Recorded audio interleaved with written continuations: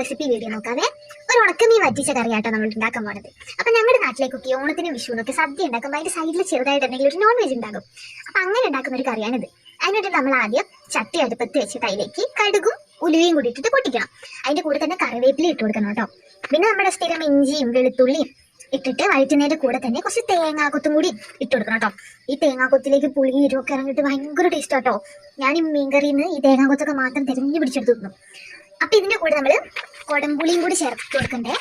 പിന്നെ കൊടംപുളി സാധാരണ വെള്ളത്തിലിട്ട് വെച്ചിട്ടാണ് ചേർക്കുക, പക്ഷെ ഞാനിത് ഇങ്ങനെ ചേർത്തു. പിന്നെ അതിന് മുളക് പൊടിയും കുറച്ച് മല്ലിപ്പൊടിയും മഞ്ഞപ്പൊടിയും കൂടി നേരത്തെ കലക്കി വെച്ചു. അതും കൂടി ചേർത്തിട്ടൊന്ന് എന്താ പറയാ മൂപ്പിച്ചെടുത്തു. അപ്പൊ ആ മൂപ്പിച്ചെടുത്ത് ആ പൊടിന്റെ ഒക്കെ പച്ചമണം മാറി നല്ലോണം മൂത്ത് വരുമ്പോൾ കുറച്ച് വെള്ളം ഒഴിച്ചു കൊടുക്കണം. വെള്ളം തിളച്ച് വരുമ്പോൾ നമ്മൾ മീൻ ഇട്ട് കൊടുക്കണം കേട്ടോ. ഞാനിവിടെ സ്രാവ് മീനാണ് എടുത്തിട്ടുള്ളത്. അപ്പൊ വെള്ളം മീനിട്ട് നല്ലതാട്ടോ, നല്ല ടേസ്റ്റുള്ള കറിയാ. അപ്പൊ നമ്മൾ ആ മീനും കൂടി ഇട്ടിട്ട് നമ്മൾ ഈ ചാറ് വറ്റുന്നവരൊന്ന് വേവിച്ചു കൊടുക്കണം. ഇത്രയും ചെയ്ത് കഴിഞ്ഞാൽ നമ്മുടെ കറി ഇവിടെ റെഡിയാകും.